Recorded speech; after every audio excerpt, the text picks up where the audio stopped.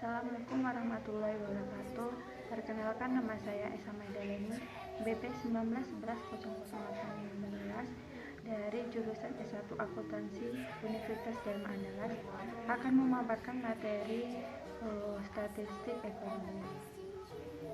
Materi yang pertama yaitu regresi linear dan korelasinya. Regresi linear, ada dua hal yang perlu diukur dan dianalisis. Yang pertama yaitu analisis regresi dan analisis korelasi. Saya akan menjelaskan analisis regresi dan analisis korelasi. Analisis regresi adalah bagaimana hubungan fungsional antara dua variabel atas kejadian.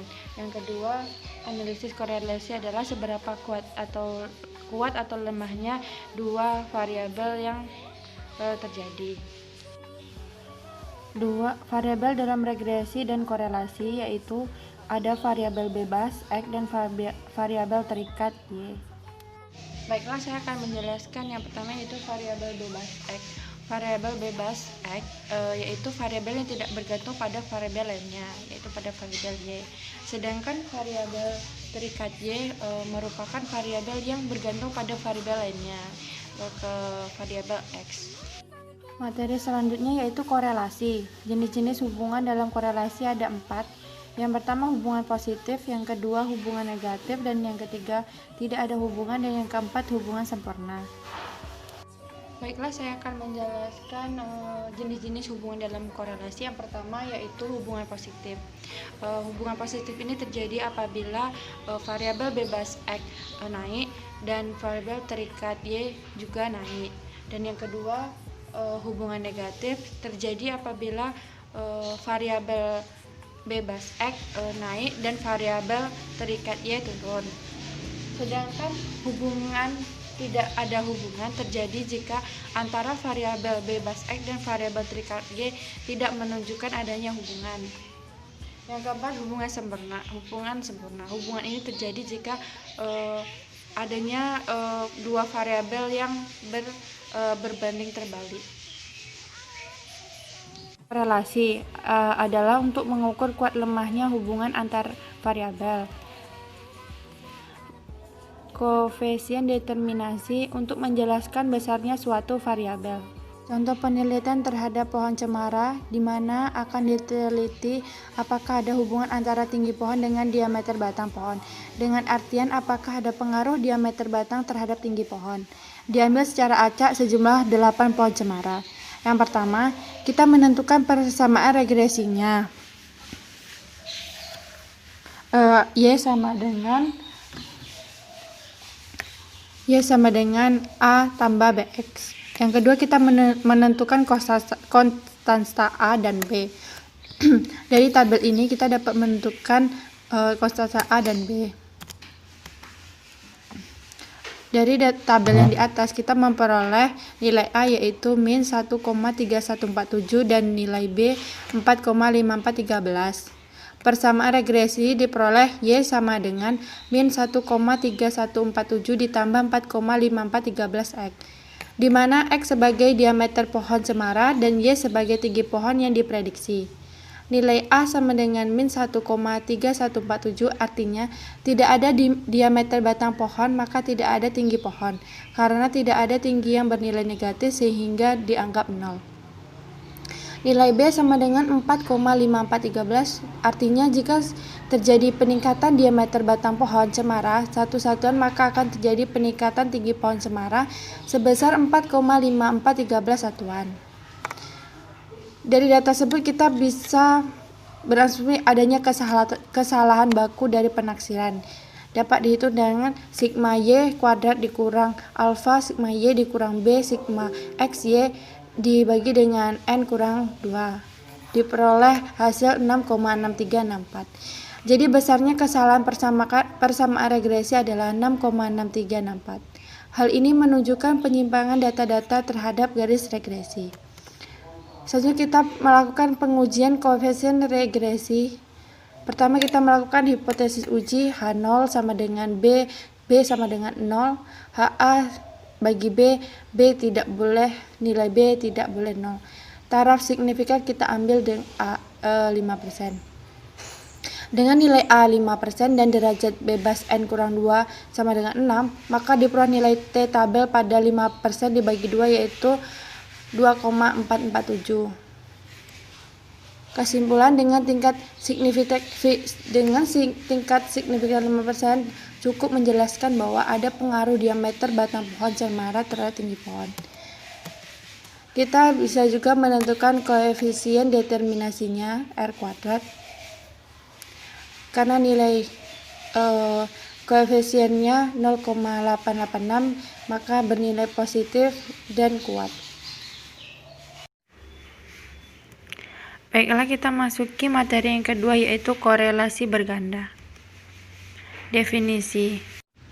Baiklah, saya akan menjelaskan apa itu korelasi berganda. Korelasi berganda merupakan angka yang menunjukkan arah dan kuatnya hubungan antara dua variabel secara bersama-sama atau lebih dengan variabel lainnya. Yang selanjutnya itu pengujian hipotesis. Pengujian hipotesis dilakukan jika H0 tidak ada hubungan antara X1, X2 sampai dengan Xn secara bersama-sama terhadap Y. Sedangkan jika H1 adalah ada hubungan antara X1, X2 dan sampai Xn secara bersama-sama terhadap Y. Menentukan tingkat signifikan. Biasanya kita menggunakan tingkat signifikan yaitu alfa sama dengan 5%. Yang ketiga yaitu kriteria pengujian. Biasanya kita menggunakan uji F melalui SPSS. Baiklah, kita masuki soal yang pertama. Pada suatu lahan di daerah dataran tinggi akan dilakukan budidaya hortikultura tanaman jagung manis oleh mahasiswa pertanian. Sebelum melakukan penanaman, mahasiswa melakukan penelitian sederhana untuk mengetahui kuat lemahnya pengaruh hubungan antara dosis pupuk yang diberikan dan banyaknya jumlah pemupukan dalam 3 bulan terhadap berat tongkol jagung. Pada penelitian ini, pupuk yang digunakan adalah NPK dengan banding 6:6:13 dan mahasiswa menanam 33 benih jagung hingga berproduksi. Ini adalah tabel data dari penelitian mereka dari para mahasiswa. Yang ditanya, apakah terdapat hubungan yang signifikan antara dosis pemupukan NPK dan jumlah pemupukan dalam 3 bulan terhadap berat tongkol jagung? Hipotesisnya HA sama dengan ada hubungan yang signifikan antara dosis pemupukan pupuk. Sedangkan HO tidak ada hubungan yang signifikan antara dosis pemupukan pupuk. Ini adalah data untuk membantu kita menyelesaikan persoalan. Jadi kita cari dulu Rx1-nya, Rx1, Rx2Y. Jadi kita udah mendapatkan Rx itu kita mencari F hitung yaitu R² per K dibagi dengan 1 kurang R² dan kuadrat lagi dibagi N kurang K kurang 1, dapatlah 57,8. F tabel dengan pembilang K sama dengan 2 dan penyebut N kurang K kurang 1 sama dengan 9, maka F tabel adalah 4,26.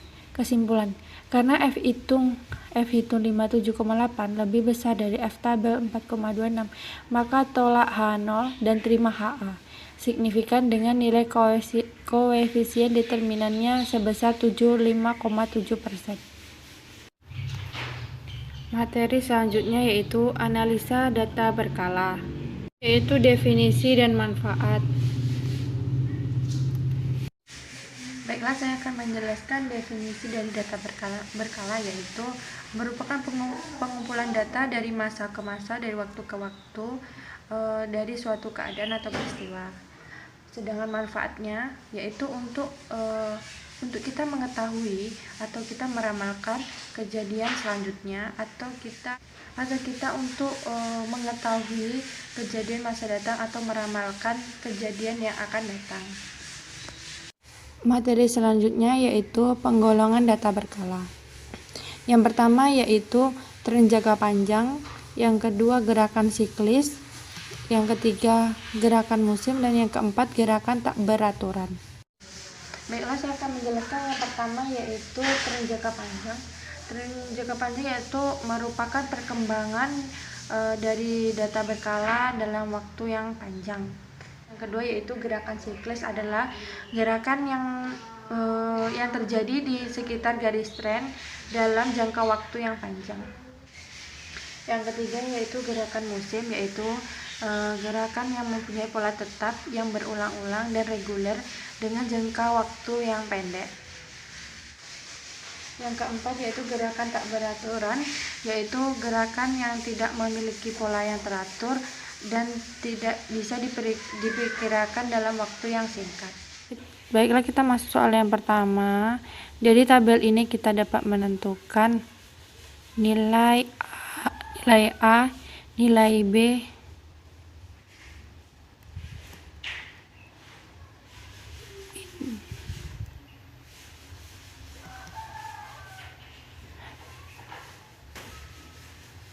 jadi peramalan tren yaitu Y absen sama dengan 6,12 ditambah 0,55 X. Baiklah, materi selanjutnya adalah distribusi normal. Definisi dan sifat distribusi normal.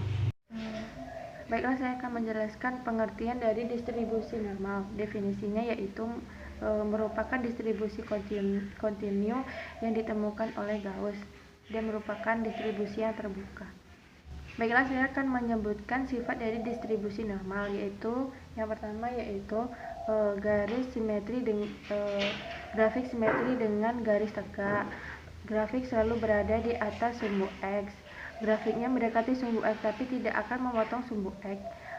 Luas daerah di bawah kurva dan di atas kurva sama dengan 1. Materi selanjutnya yaitu pengujian hipotesis. Definisi hipotesis, definisi hipotesis statistik, dan pengujian hipotesis. Baiklah, saya akan menjelaskan definisi dari hipotesis. Merupakan suatu asumsi atau anggapan yang bisa benar atau salah mengenai suatu hal. Yang kedua yaitu definisi dari hipotesis statistik, merupakan anggapan atau pernyataan yang bisa salah atau mungkin bisa benar mengenai parameter populasi atau lebih. Yang ketiga yaitu pengujian hipotesis, dilakukan untuk kita mengetahui apakah kita akan menerima hipotesis tersebut atau bahkan kita menolak hipotesis tersebut. Selanjutnya adalah keputusan pengujian hipotesis. Untuk suatu hipotesis yang telah dibuat, hanya ada 2 kemungkinan yang bisa kita putuskan, yaitu akan menolak atau menerima hipotesis. Menolak hipotesis artinya kita menyimpulkan hipotesis tidak benar. Sedangkan jika kita menerima hipotesis, artinya tidak cukup informasi dari sampel untuk menyimpulkan bahwa hipotesis harus kita tolak. Artinya, walaupun hipotesis kita terima, tidak berarti bahwa itu benar. Jenis kesalahan dalam menolak atau menerima H0. Jika H0 benar, maka keputusan salah. Jika H0 salah, maka menolak H0 keputusan benar. Jika H0 benar, ketika kita menerima H0 keputusan benar. Dan jika saat H0 salah, maka menerima H0 keputusan salah. Sifat-sifat pengujian hipotesis.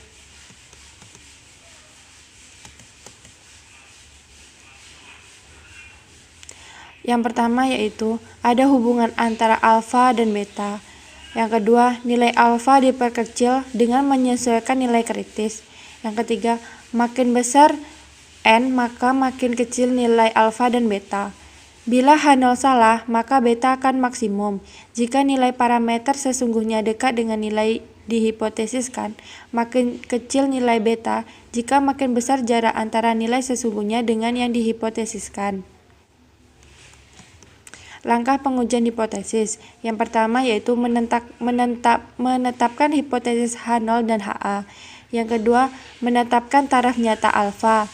Yang ketiga, menetapkan statistik uji yang cocok untuk menguji H0. Yang keempat, menghitung nilai statistik uji Z hitung. Yang kelima, kesimpulan. Baiklah, kita masuk soal yang pertama yaitu populasi ikan lemuru hasil tangkapan Andi. Panjang rata-rata 80 cm dengan simpangan baku 7 cm. Setelah 3 tahun beroperasi, konsumen meragukan panjang ikan tersebut. Guna meyakinkan keabsahan hipotesis itu, seorang peneliti mengambil sampel acak 100 ikan lemuru dan diperoleh hasil perhitungan yang panjang. Rata-rata ikan adalah 83 cm dan standar deviasinya tetap. Apakah ada alasan untuk meragukan bahwa rata-rata panjang ikan lemuru yang dihasilkan alat tangkap Andi sama dengan 80 cm pada taraf signifikan 5%. Yang diketahui N yaitu 100, nu rata-rata 7 cm, alfa 5%, mu 0 80 cm dan X 83. Kriteria pengujian H0 diterima jika Z0 besar dari min 1,96 dan kecil dari 1,96. Jika H0 ditolak jika Z0 besar dari 1,9 dan Z0 kecil dari 1,96. Kesimpulannya itu pada taraf nyata 5% terdapat perbedaan signifikan X sama dengan 83 cm dengan nu 80 cm tidak terjadi karena faktor kebetulan.